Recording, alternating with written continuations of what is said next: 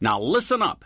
Insights EDU 2025 is almost here. Join us February 12th through 14th in New Orleans for the most anticipated higher education marketing and enrollment management event of the year. I like that. Imagine 3 action-packed days filled with game-changing insights, real-world case studies, and a hands-on workshop designed to transform your marketing strategy and boost your program enrollment. Learn from speakers at Google, Meta, Reddit, MIQ Digital, and top schools across the nation. Network with industry leaders, exchange ideas, and discover the tools to drive real results. This is your opportunity to stay ahead of the competition and meet the demands of today's modern learners. Don't wait. Spots are filling fast. Mark your calendar, rally your team, and head to insightsedu.com to register now. The era of the modern learner is here, and you need to be part of it. We'll see you in New Orleans. Do you want to accelerate your professional development? Do you want to get exclusive early access to ad-free episodes, extended episodes, bonus episodes, original content? That's right, original content, invites to special events, and more? Do you want to get all this while helping to sustain EdUp? Then go to edupexperience.com. That's EDUP experience.com and subscribe today. Welcome back, everybody. It's your time to Ed Up on the Ed Up Experience podcast, where we make education your business. We're doing that here on my kids' fall break. So there may be, possibly, likely, noises, interruptions, screaming, crying, maybe all of those things all at once as I try to podcast from home, which is always an adventure. But want to welcome you to another episode as we're fast approaching 1,000 episodes of this podcast. This may very well be the 1,000th episode. May very well be. Maybe it's 1,001. Who knows? Maybe it's 999. Wouldn't that be cool? Or maybe that would almost be cool. Like, you wonder, is 999 that cool, or is 1,000? Anyway. Well, I'll have the self conversation later and not subject you all to it. But I want to thank you all. As you know, we've recently passed 400,000 plays of the EdUp Experience podcast. It was our goal this year in 2024 to surpass 400,000. We did that in October. So it's been an incredible ride. Now it's like, okay, 1 million? I don't know. We'll see how fast and how hard we can go. Elvin Freitas, co-founder of the EdUp Experience podcast, of course, keeps me busy as my schedule is now filling up in January. When you listen to this episode, it's probably going to be in November sometime. And so by then, February will be filling up. Every single day, ladies and gentlemen, every day, about 5 minutes before I record, I eat an apple with some peanut butter, perhaps a slice of salami every now and then. But and then I come and podcast, and this is my lunch, and I can't think of a better way to spend my time because I learn. Every day I have a lunch and learn. Every day I have a lunch and learn. Think about that. My brain's ready to explode. One person who I have with me whose brain is not ready to explode is my guest co-host. In fact, let me bring him in, and then we'll do the whole thing. Ladies and gentlemen, let's see if this works today, because Elvin said it's not working lately. My applause. Ladies and gentlemen, he's Dr. Greg Pillar. He is the Associate Provost of Academic Affairs at Queen's University of Charlotte. Greg, welcome back. And if the applause doesn't play, then it's a really good intro with no noise. Thank you, Joe. Thrilled to be here. Greg, you may not know this, but once you co-host with me once, which you have, I have an AI program where I can hack into your computer. I don't know if you know this. And I recorded you because Elvin told me that you were going to co-host with me again. And I was like, God, can't I get rid of this guy? And then I recorded you saying this. You have to kill me to be finished with me. And I guess that's the case, because here you are again. That's right. I tend to stick around. Well, I'm glad to have you back, Greg. Of course, everyone will know you, or maybe everyone doesn't know you this way, but I do, and Elvin does, as our very first ever subscriber to the EdUp Experience podcast for our subscription service. And we thank you so much, Greg, for leading the charge. Yeah, no, you mentioned that the last time I got the co-host with you, and that was an exciting revelation to learn that little fact. So, and still to this day, the only subscriber to the EdUp subscriptions. No, that's not true. We have a few others now, but that's the way I remember you. Thanks for coming back, Greg, because I think we're going to have a great conversation today. One that we don't have as often probably as we should, but it's something that we all deal with as higher ed administrators, business owners, faculty, anybody that's hiring. And that is what's happening in hiring. It ain't easy anymore. Like it used to be. And we need to bring people to the microphone that tell us what's going on. And we've got one with us today. Here she is. Her name is Marcie Glenn. She's CEO at Another Source. Marcie, welcome to the mic. And you also could have a great intro without sound effects, but either way, it sounds good, right? Yes. Thanks, Joe. Hi, Greg. How are you? Hi. How are you? Everything good in the world?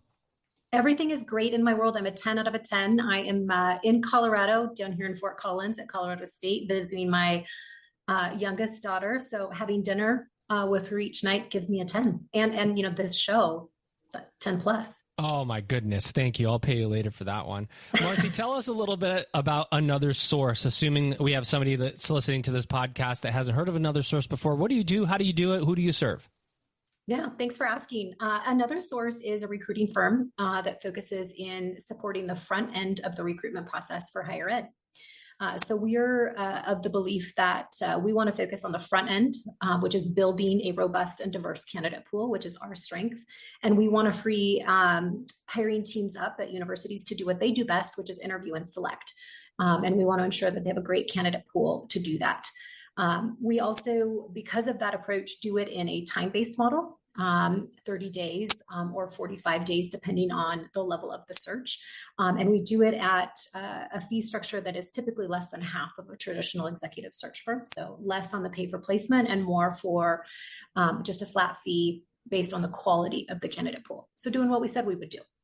Amazing. What level do you focus on, or are you all over the board?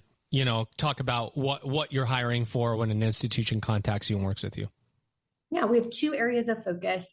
First is mid to AVP level. That is really about 80% of our business. And that is primarily because the mid to AVP levels of the organization typically don't have search dollars set aside to help them, yet they're incredibly critical to the daily workflow of the organization if they're left unfilled. And so our approach in terms of fee structure and time-based engagement model lends itself really nicely to be able to come in and help ensure a great candidate pool. On the flip side of that is executive search, where we're really looking at the VP and up level. That's our 45-day piece, and we focus only on the staff at universities for those. Because faculty are just hard to deal with, and no, they're not. We love you, faculty. Marcie, you know, it's true because when I was in higher ed, I have to say that now because I work in ed tech, that mid-level manager and AVP was really hard to hire for a couple of reasons. But the hardest one I found was that you get so many unqualified candidates that think that they have the skill set, and maybe that's rightfully so in their mind. But for this function in higher ed, I really need somebody that has this experience. And you just hundreds sometimes of resumes. And, you know, people say it's really hard to find great people. That's true. Sometimes I'd have searches where there were like no resumes. And then sometimes I'd have searches where there's 150 and I'm going, oh my gosh, how am I going to filter through this? First of all, I just want to reiterate that level is really hard to hire for. But secondarily to that, is there just an abundance of candidates out there? What's happening right now? Give us the 30,000 foot in just higher ed hiring. Yeah. So I'll preface it by saying, you know, we're experiencing something in the labor market globally and here nationally that none of us have ever experienced before. I call it the convergence zone. We're on the brink of a population shortage globally. Nothing that we've experienced before. You know, we thought the COVID timeframe would be a high baby making time period, and it wasn't. It was the opposite. So that population shortage that we're on the brink of is actually going to expand and exacerbate itself. The second thing is we have a gig economy and that, you know, started a number of years before COVID, but now is really a larger percentage of an opportunity for people to take advantage of that we're competing with. We have generational impact in terms of, think about by 2030, millennials and Gen Z will be more than 50% of the workforce. We have about 50% of higher ed retiring over the next 5 years. We have remote as a conversation and a competitor to attracting candidates that we didn't have, at the force we do now prior to COVID. So you have all of these things coming into play that we have not in our careers yet had to deal with. We've dealt with one thing, high unemployment, low unemployment, the .com. We've dealt with those. We haven't dealt with the convergence zone before. And so that's why it feels messy. That's why it feels hard. And it's not going to get better anytime soon. It's fuzzy math. The convergence zone, is that? So I just want to have you say it one more time so I can go out and trademark it because I like it so much. Yes. No, I wouldn't steal it. What say it again? The convergence zone. It's like almost like the perfect storm is basically what you're saying. Yep. I mean, all these factors are coming together to create some difficulties. And Greg, you are a hiring manager, are you not, of multiple positions in your institution, and would be interested to hear what some of your immediate challenges are, and then obviously over to you for any questions you have. Yeah, no, and Joe, I definitely resonate with the comment you made about having, some of the positions that we currently have open, as well as recent ones we've had, where you get a lot of applicants. And yeah, it definitely seems that there's a good number of them that they're just taking a flyer on trying to see if, it'll stick with what they're submitting. And I've noticed, and Marcie, I'm curious your thoughts on this, that, as we use some different tools, recruiting tools, software platforms to solicit and collect the applications, where we ask for things like cover letters, resumes, CVs, things of that sort. Some people do submit cover letters, other people don't, just a resume, CV. And, that I found it interesting as I've led some hiring teams, how that just initially provides some initial bias with how they approach people who are applying for jobs. Can you speak a little bit with this, these different, forces and challenges that are starting to bubble up with the workforce? How does that translate into when universities and schools are doing searches and how they, I guess, sort of solicit that funnel of applicants and even start to approach it, especially if they're not utilizing, for example, another source to help with that process? Yeah, great question and topic. And I think we could go a couple of different ways with that, but I want to answer specifically what you mentioned around cover letters and requirements, application processes. When I think about the recruitment funnel, in a very basic, you've got attraction, application, screening, interviewing, and hiring. 75% of that funnel is you as the hiring team or you as the institution that you can control. Certainly there's different regulations, policies, pieces that come into play, but we're at a point in time, Greg, where we as hiring teams have to think differently about how someone gets into that funnel and how we maintain them. So the reason I set it up that way is let's talk about cover letters. Soliciting a cover letter should be the intent of gaining information, necessary information about someone's qualifications and ability to do their job. That's really the intent of a cover letter. Most of the time, the cover letter is used as a way to rule someone out if they did not submit it, to understand what their interest is, yet we're trying to assume someone's interest based on no conversation about the role and a job description that we put out with little or no effort to marketing it to an external audience. The other piece of it is we're in a situation now where we are putting up a barrier to a prospect and saying, tell me why I should hire you when they don't know anything about the job before you even apply for the job and I spend time. We don't. Yikes. Thank you, Joe. Exactly. I would push, and I select that word specifically, I would push search committees and hiring teams to look at where can I gain that information in the recruitment process that would be of more value from an engaged prospect. I would rather hear from a candidate after I've had a conversation with them, why they think they could do the job and why they're interested in the job, because then I can understand what did they hear me say, what examples of experience are most relevant to what they heard in this job, and how do their values, motivators, and maybe leadership style or communication traits add value to our organization. So we're also, as I mentioned, we've got a labor pool that is shrinking, and a lot of times people don't have time. I mean, let's think about the three of us here on this call. If I were looking for a job, I'd probably get to it about 9:30 tonight after my other personal and professional responsibilities. And I'm going to go look at a couple of opportunities that a colleague told me about, and it's going to tell me to write a cover letter. And I'm going to say, okay, next opportunity. You better believe who wants to do that?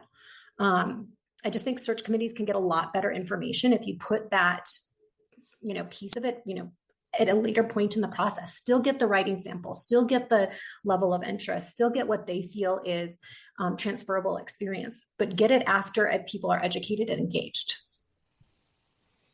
So does that then put more weight then on, the CV and resume for at least doing some initial screening in terms of who they're going to advance on into, to the next round, which gets into a whole nother point, which is just the marathon, which is the searches in higher ed. And when I speak with my friends who are outside of higher ed and explain to them what's involved in a mid-level position, that it's not like a singular interview, that it's a whole day, sometimes multiple days, their mind is blown.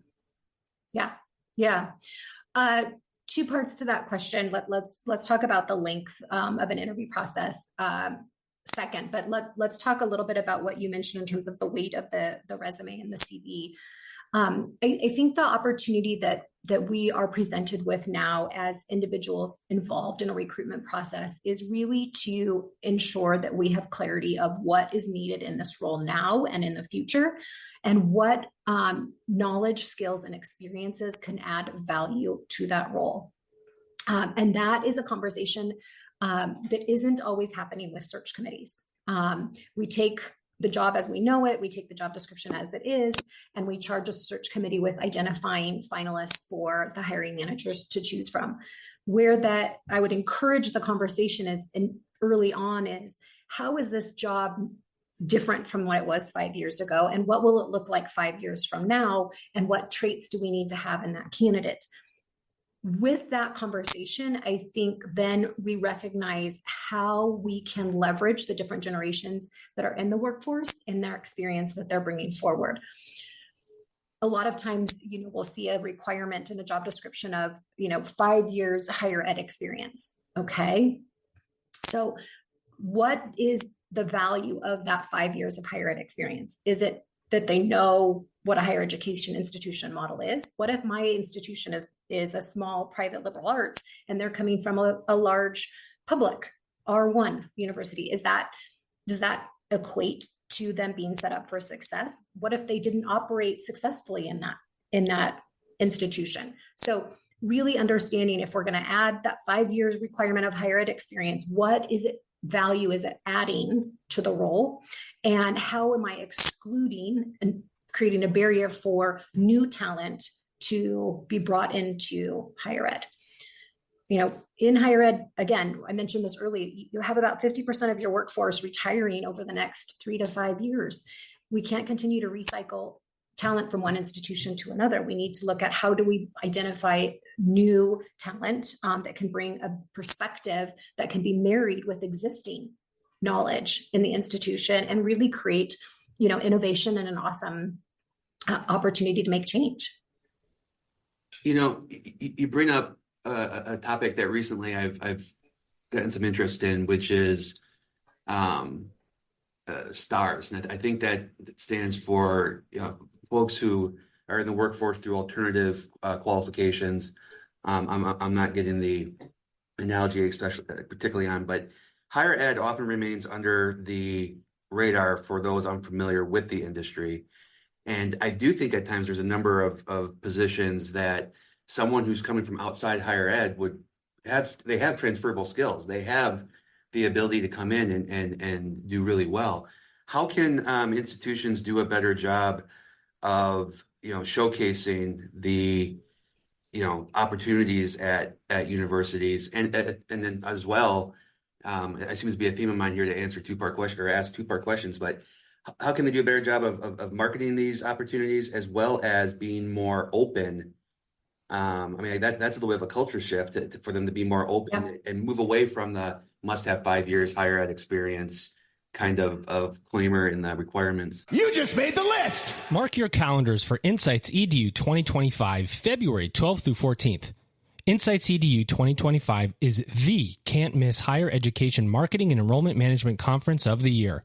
We're taking over New Orleans with speakers from Google, Meta, Reddit, MIQ Digital, and top schools across the country. Discover how AI is transforming marketing and enrollment management, how to assess online program opportunities, and meet the demands of today's modern learner. Don't wait. Spots are going quickly. Register now at insightsedu.com. Welcome to the era of the modern learner. Let's go.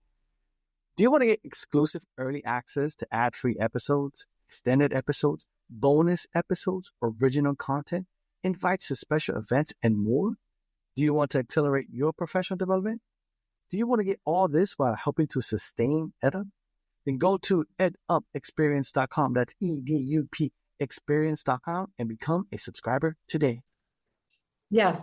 I think, first there are positions where you a particular industry experience is necessary for the role.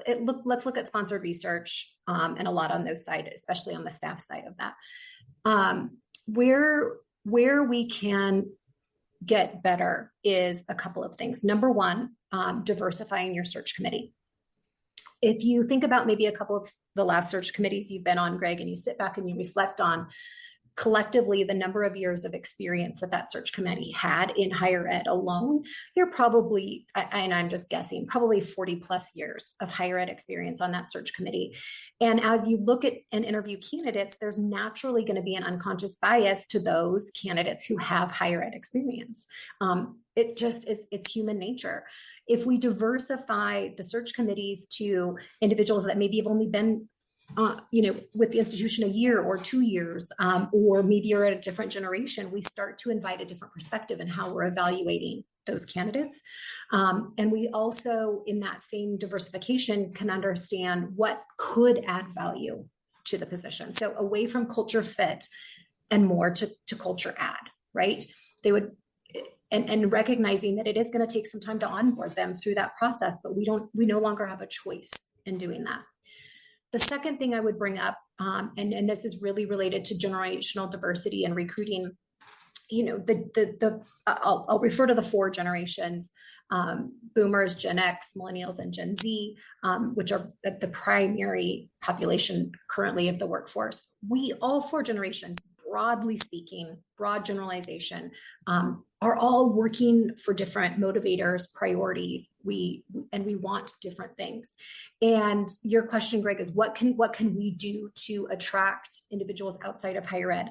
The first thing is I'm going to give you 2 things. One, it's an easy one. Stop putting a job description out that starts with the word "the incumbent will." I mean, who in their thank you, Joe. Nothing more said on that. So stop doing that. That's an easy one.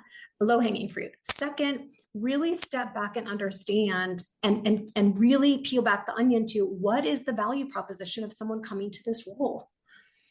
And I push that a lot because the value proposition isn't that I'm connecting students or I'm doing world-renowned research unless you tell me how my job impacts that and how I touch that. And that's where the effort stops. And that effort is because, even yourself, Greg, you have 3 other day jobs. Adding the recruiter to as a 4th day job, no one has time to do that. However, someone on the team or someone on the search committee needs to do that given the perfect storm and the convergence zone that we're in. We have to be able to articulate the value proposition. I got a lot to say on this issue. I was sitting here, I have like 7 things written down. I'm like, I can't ask all 7 of these. It'd be 7 episodes, but we're talking about search committees. And the first thing in my mind is search committees are great and slow. And if you have or it can be slow. And sometimes you have two different search committees. You have one to screen the candidates, and then you have one for interviewing the candidates, and then you have to score them or whatever. So we have all these structures built in higher ed, and I know for a fact I have people, friends and colleagues that work outside of higher ed, and they're like, oh no, I met with one person, they interviewed me and said, yeah, you're on the job and start tomorrow. And so we don't have that speed. And then you look at all the other things we do, and I do a lot of different keynote presentations now, and one of them is about the need for speed. And I'm just thinking about this going, if you've got a really good candidate, somebody that you know is good, they're good in probably 2 or 3 other places too, or 3 other opportunities. And so how fast can we move? And our ability to move quickly in our personal lives, what we expect personally, and I always use this example of skipping the intro on Netflix. Like, I don't know about you guys, but if I see skip intro, I am absolutely hitting that sucker. I don't go, I'm going to be really patient and watch the 1-minute intro today. If given the opportunity for speed, I take it. I don't like my Amazon packages to show up in 7 days. I expect them to show up in the same day or next day. So you start to think about what we expect in our personal lives, and what we practice in our professional lives in higher ed is the opposite of what we expect in our personal lives. And you go, how important is speed in this process to get a good candidate? Because you can lose them really easy. And so I'm giving you like a really roundabout question. And then I go back to the hiring practices, all the way back to what you said in the cover letter. If I have no time, and if I do have time and I look at this job and it requires a cover letter and 2-3 letters of recommendation and, so-and-so and fill this out, I'm like, you know what, forget it. Like, this is not a place that's going to be fast, and I want to work fast. Is this need for speed being thought about appropriately across higher education and our personal intolerance of slowness these days? I'll start, and then Greg, I'm sure you have some thoughts on that too. Yes, the short answer is yes. We do need to be conscious of time, and more importantly, how we're using the time of the institution and of the candidate. That being said, there's a lot of work to do for all of us in the recruitment process as a whole. And as Greg mentioned, there's some culture shifts that need to happen. I'm not sure that we can address everything in every search. So I think where we can speed things up is really, a low-hanging fruit is at the beginning of each search. It's like, let's block out times on the search committee's calendars now for interviews, not when we have candidates, right, but let's block it out now. That alone shortens things by 1 to 2 months, 30 to 60 days, just because we're not booking after we have a candidate. Calendars. Yeah. So some project management from that perspective. The other thing is that, yes, there are going to be positions where someone is in an active search, where they are looking at multiple opportunities, and there's going to be individuals that are in a passive search and maybe only looking at you because you reached out to them, or maybe 1 or 2 other organizations. If we do have an extended interview process, I think the opportunity there is to own the engagement throughout that process, and not let 20 days go before we've contacted the candidate and let them know where they're at, or shared an interesting fact about what's going on in the department or the institution, or divvied out responsibility across the search committee for everyone taking something each week to contact a candidate. Setting up some email templates at the beginning of the search, utilizing that piece, utilizing technology, texting the candidate, recognizing what form of communication they want. It's the black hole of communication, or the silence is where you start to lose engagement. And that, to me, is where we can absolutely impact the recruitment process without shifting a culture or having to reclassify or redefine an interview process within an institution. Tell it like it is. So I wanted to ask you this one, because this one is more of a personal curiosity. Is there a difference between a job advertisement and posting the job description, or are they the same? They are very different. Do we as an industry, where do you see higher ed? Are we just posting job descriptions, or are we actually putting out job advertisements? I would say majority is putting out a job description, perhaps with an added intro paragraph about the institution, founded in 1854 in, XYZ.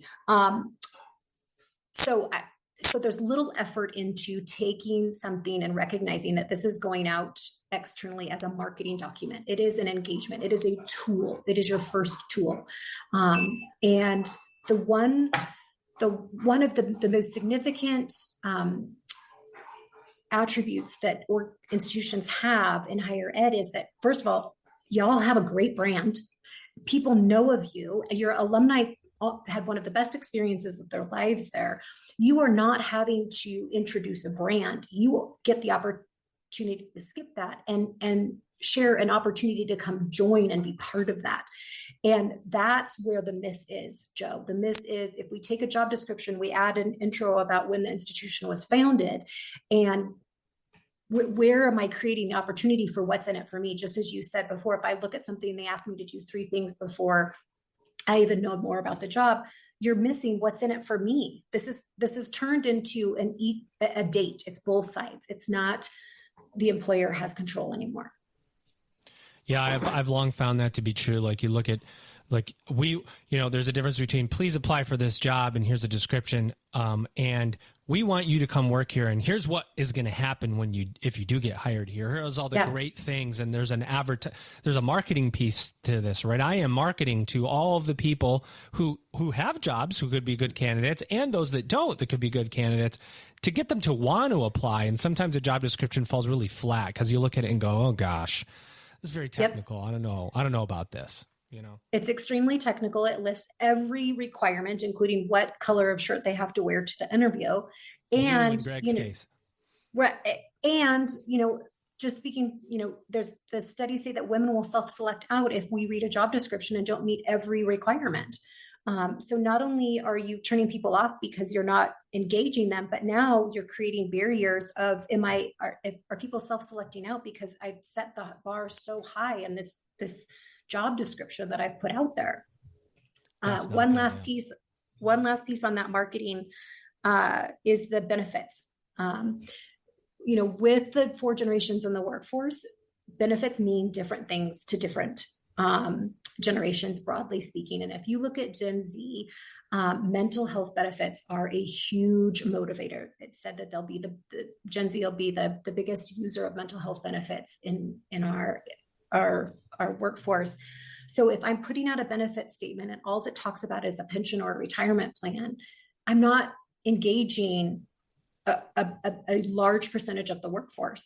And I'm not saying change your benefits. I'm saying take a step back, take my paragraph benefit statement and make sure that it hits all 4 of those priorities of a generation and use that out in my job postings. Really interesting. Greg, over to you. Yeah. So, question about remote and retention of staff at universities.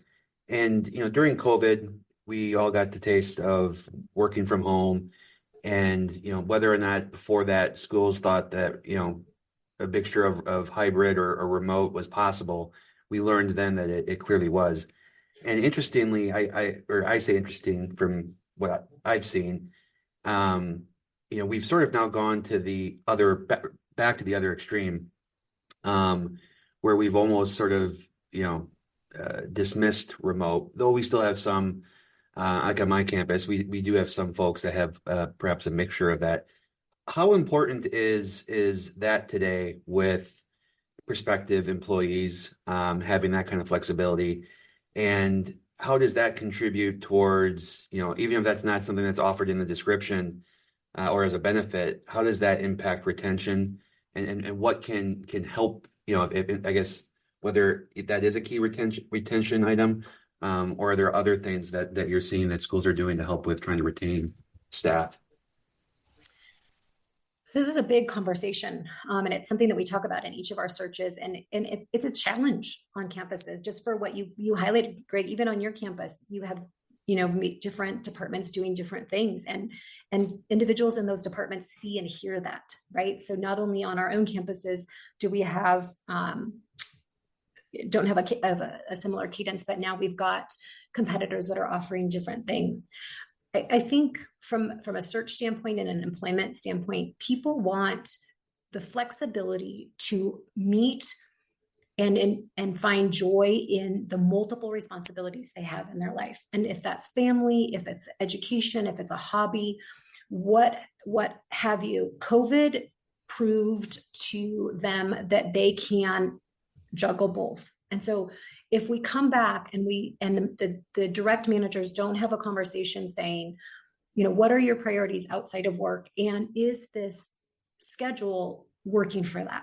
That doesn't mean you have to be off campus 3 days a week or you have to be fully remote. It's, hey, I have a class that I want to take and it's at 5:00 and commuting in the Bay Area at 5:00 is horrific. So if I could leave at 3:00 on Monday, Wednesdays, and Fridays, I get to go to my class. And now you have an employee that has an open door communication, is meeting both roles in their life. I think that's ultimately what I take away in the bigger picture of COVID is we swing to one side of the pendulum, everyone went remote. And then now we're going back to the other side of the pendulum, but we have to find balance in allowing people to play different roles that they have in their life and to be able to have conversations with their teams about how do they do that.